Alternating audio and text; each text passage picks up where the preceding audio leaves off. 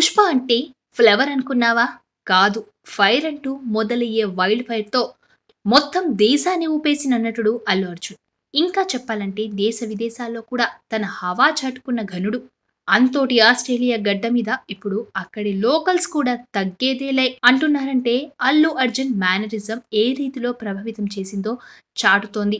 ఆ సినిమా స్థాయి ఎంతుందో అర్థమవుతుంది. 2024లో ఆఖరిలో వచ్చిన 'పుష్ప 2' ద రూలింగ్‌తో సినీ ఇండస్ట్రీని ఏలేశాడు.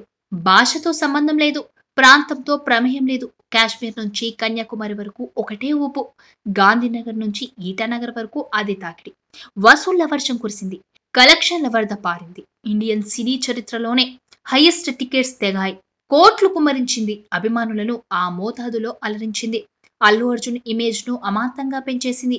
నేషనల్ అవార్డు విన్నర్ రేంజ్ మార్చేసింది. ఇదంతా అల్లు అర్జున్ మానియా అన్నట్టుగా మారిపోయింది. ఒకనాడు మల్లు అర్జున్ అంటే మలయాళీలు పిలుచుకుంటే ఇప్పుడు బాలీవుడ్ ఫ్యాన్స్ కూడా భలా అర్జున్ అంటూ ఎగబడుతున్నారు.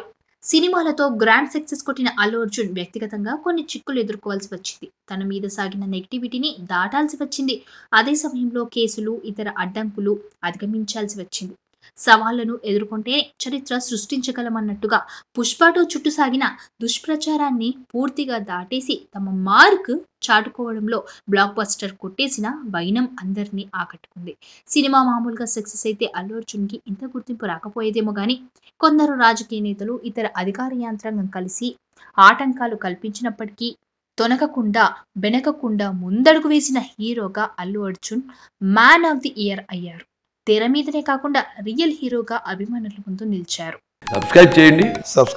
Please do subscribe to. Please like, share and subscribe to top Telugu TV. Top Telugu TV. Top Telugu TV.